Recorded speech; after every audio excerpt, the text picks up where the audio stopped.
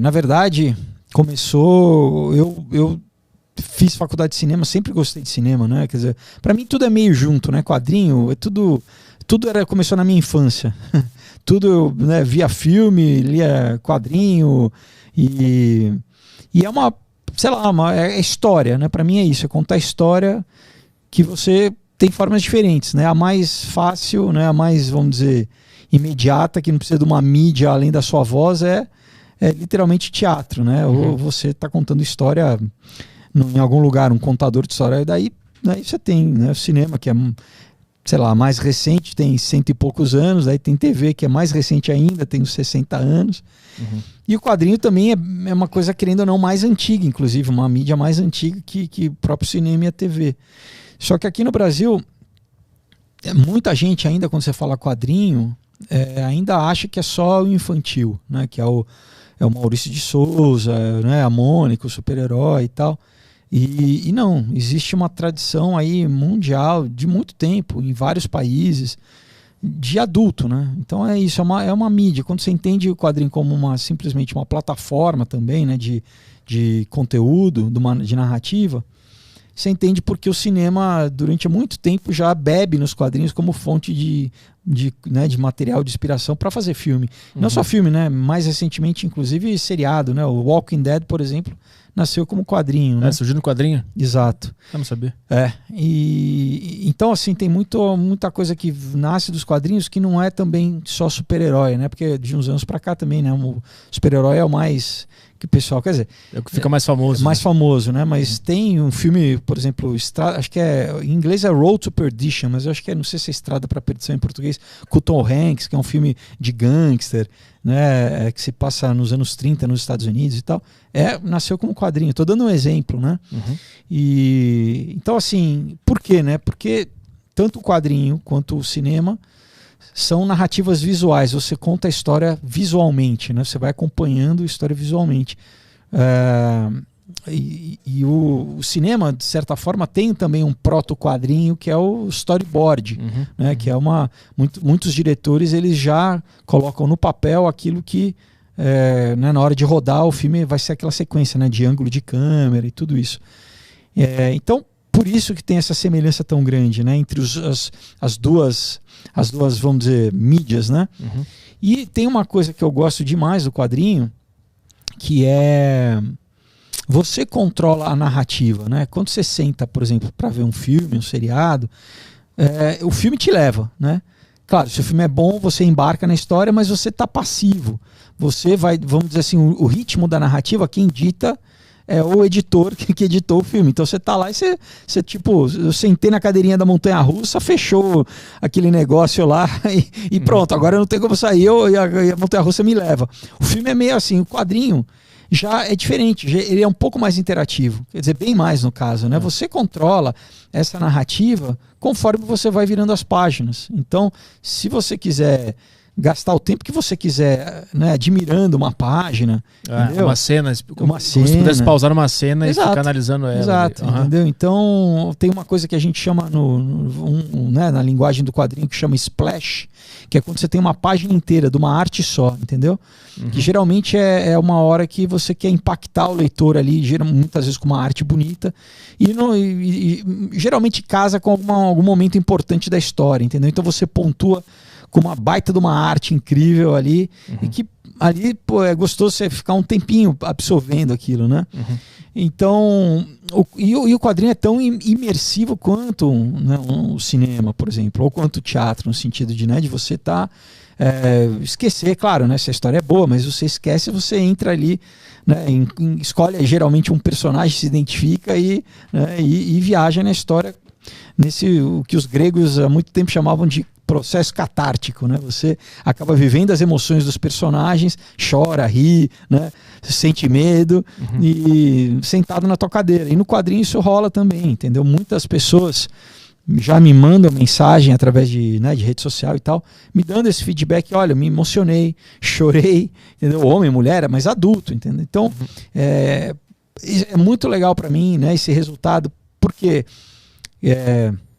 como eu estava falando, né? Eu acabei fazendo faculdade de cinema aqui em São Paulo, na FAP, quando eu já trabalhava, né? Eu comecei a trabalhar como ator com 17 anos, assim. E então já estava trabalhando, mas eu queria fazer a faculdade de cinema, fui acabar mais tarde fazendo, e depois eu cheguei a morar 2 anos em Los Angeles, estudei na UCLA, né?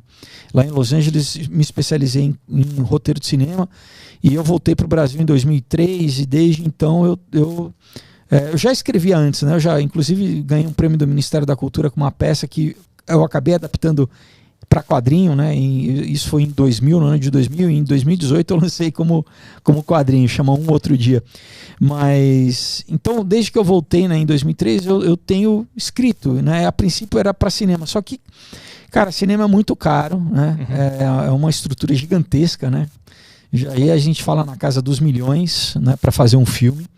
E muitos dos roteiros que não todos, né? Porque eu vario bastante, tem desde suspense, né, com terror psicológico, como o Comunhão que eu te trouxe aí. Vou mostrar aqui pra galera esse aqui, que bota aqui pra nós. Esse aqui faz parte da trilogia. Não, falou, né? Essa é uma história fechada. Esse aqui é um separado, entendi.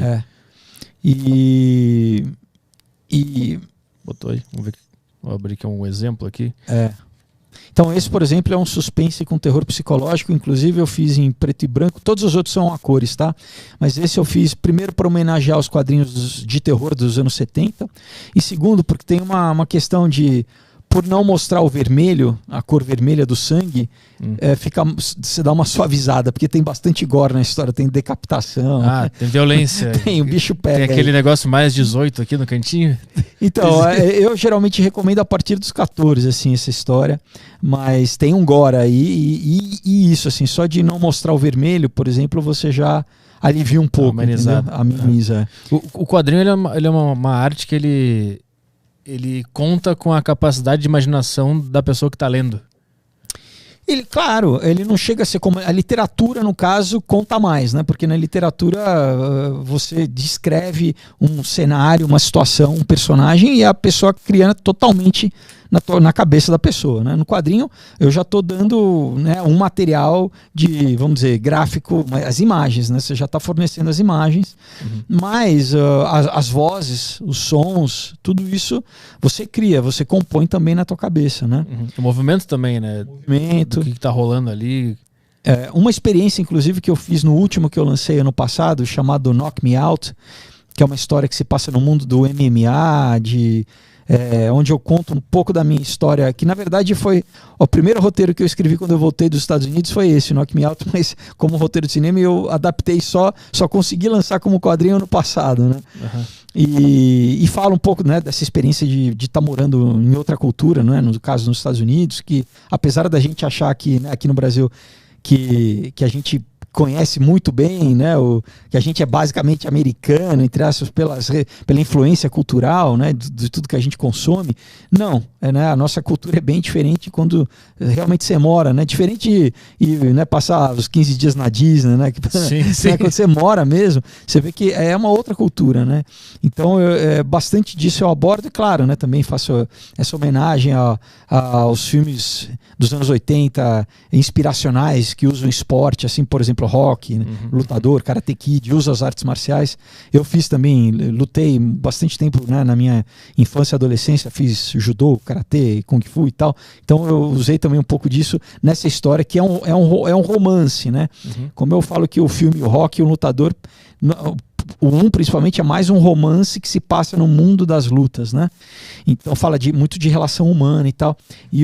Mas, bom, o Knock Me Out, eu criei uma playlist. Como eu escrevi como cinema, as músicas já vinham na minha cabeça conforme eu estava escrevendo. Inclusive, os personagens dentro da história comentam de certas músicas. E eu estava, né, quando eu adaptei para o quadrinho, eu falei, poxa, eu queria... De que forma, né, que eu consigo fazer com que o leitor tenha um pouco dessa experiência, né? E aí eu tive essa ideia de criar né, ao longo da história tem uns íconezinhos que é uma fita cassetezinha em determinadas páginas, em determinadas cenas, que é literalmente a pessoa vai e tem a playlist no Spotify, ela Né, isso eu recomendo depois que você lê uma primeira vez sem se preocupar, mas depois para ter uma outra experiência, aí você pode ir acompanhando. Você chega nesse, por exemplo, na página, sei lá, 5, aí você vê o íconezinho lá, você clica na música e é como se fosse uma trilha sonora do filme. A música vai trazer ela vai acrescentar mais, vamos dizer, um clima da cena, um ambiente da cena, do que é a cena. Então foi uma coisa que eu fiz aí nessa última que eu lancei agora, ano passado, em 2020, e está sendo muito legal também. As pessoas estão, né, falando, pô, que experiência diferente, né, de ler um quadrinho com uma trilha sonora, né? Acrescenta mais, né? No mínimo te dá uma leitura a mais, quer dizer, você está ganhando, né, você comprou, leu uma vez, você está lendo de novo. Eu acho que quadrinho você pode ler várias vezes ao longo do tempo, né? Tem algo, claro, né, com os quadrinhos bons também. Tipo o Cavaleiro das Trevas do Frank Miller, eu li a primeira vez, eu tinha 12 anos de idade. Hoje eu tenho 46, de volta e meia eu leio de novo, assim.